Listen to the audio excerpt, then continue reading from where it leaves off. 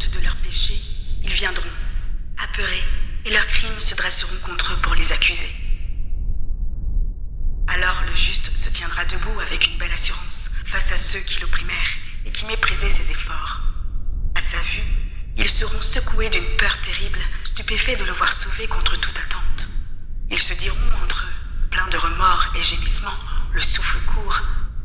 C'est lui que jadis nous tournions en ridicule et dont nous faisions un objet de sarcasme. Insensé, nous avons jugé sa vie une pure folie et sa mort déshonorante.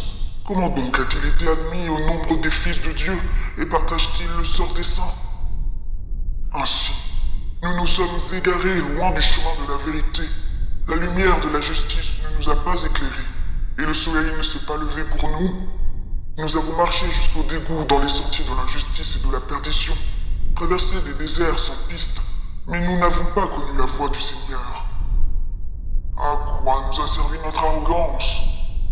Que nous a rapporté la richesse dont nous nous vantions? Tout cela s'est évanoui comme l'ombre, comme un message porté en courant.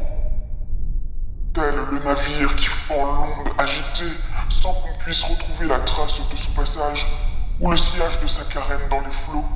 Tel encore l'oiseau qui vole à travers les airs et ne laisse de son trajet aucune marque perceptible, car l'air léger, frappé à coups de rémige, fendu par le puissant élan, des ailes qui battent, et traversé sans qu'on y trouve ensuite l'indice de son passage.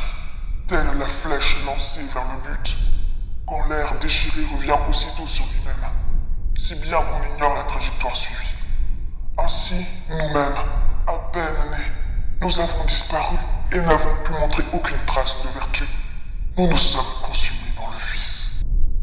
Oui, l'espoir de l'impie est pareil à la balle emportée par le vent ou à l'écume légère que chasse l'ouragan. Il se dissipe comme fumée au vent. Il s'évanouit comme le souvenir de l'hôte d'un jour.